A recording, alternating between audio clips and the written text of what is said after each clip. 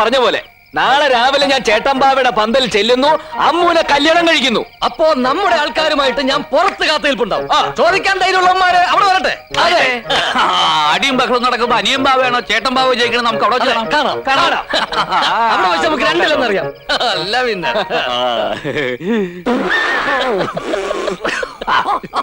നീ പറയുന്നത് മുഴുവൻ സത്യമാണോടാ? അതേ മുതലാളി, അവർ പറയുന്നത് മുഴുവൻ ഞാൻ ഒളിച്ചു നിന്ന് കേട്ടതാ. അപ്പൊ കാര്യങ്ങൾ കുറച്ചുകൂടി എളുപ്പമായി. അവൻ ചേട്ടൻ ബാബയുടെ വീട്ടിൽ വരട്ടെ, നിങ്ങൾ രണ്ടുപേരും അനിയും ബാവയും കൂട്ടി അവിടെ വന്നാ മതി. ശരി, നിങ്ങളും ആളുകളും അവിടെ കാത്തിക്കണം. ആദ്യം ആരെയും കണ്ണിപ്പെടരുത്, എവിടെങ്കിലും മറഞ്ഞു നിന്നേക്കണം. ഞാൻ വരേണ്ട സമയമാകുമ്പോ എനിക്ക് എന്തെങ്കിലും ഒരു സിഗ്നൽ തന്നാ മതി. ഞാൻ തുണി പൊക്കി കാണിക്കാം. ചെറ്റേ, വൃത്തികേട് പറയുന്നോ? ഈ കൈലേസ് പൊക്കി കാണിക്കാന്നാ ഞാൻ പറഞ്ഞത്. അതൊന്നും വേണ്ടടാ കൊടക്കമ്പി, ഒരു വിസിൽ അടിച്ചാ മതി. വിസിലേ. ശരി, അപ്പൊ എല്ലാം പറഞ്ഞ പോലെ.